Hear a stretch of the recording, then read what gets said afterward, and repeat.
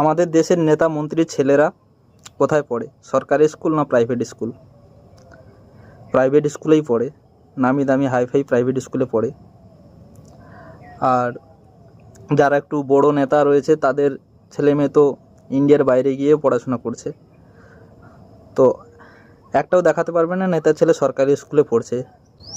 কিন্তু নেপালের যিনি প্রধানমন্ত্রী হয়েছে প্রথম দিনই উনি ঘোষণা করে দিয়েছে কোনো নেতার ছেলে, চাই যত ছোট হোক বড় হোক, কোনো নেতার ছেলে প্রাইভেট স্কুলে পড়বে না।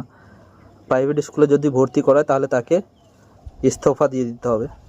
শায়দ আমাদের দেশে যদি এইরকম আইন থাকতো। কে কে চাও আমাদের দেশে এইরকম আইন চালু হোক? তাহলে ভিডিওটাকে অনেক বেশি বেশি করে শেয়ার করো। চাই আমাদের দেশে যেই সরকার থাকুক না কেন এইরকম নিয়ম যাতে চালু হয়ে যায়। জয় হিন্দ, জয় ভারত। আমাদের দেশের নেতা মন্ত্রীর ছেলেরা কোথায় পড়ে? সরকারি স্কুল না প্রাইভেট স্কুল? প্রাইভেট স্কুলেই পড়ে, নামি দামি হাইফাই প্রাইভেট স্কুলে পড়ে।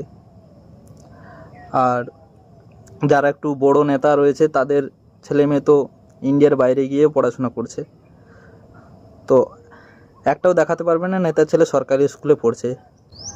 কিন্তু নেপালের যিনি প্রধানমন্ত্রী হয়েছে প্রথম দিনই উনি ঘোষণা করে দিয়েছে কোনো নেতার ছেলে, চাই যত ছোট হোক বড় হোক, কোনো নেতার ছেলে প্রাইভেট স্কুলে পড়বে না।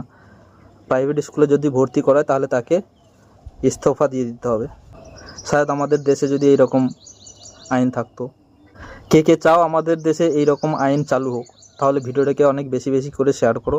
চাই আমাদের দেশে যেই সরকার থাকুক না কেন এইরকম নিয়ম যাতে চালু হয়ে যায়। জয় হিন্দ, জয় ভারত।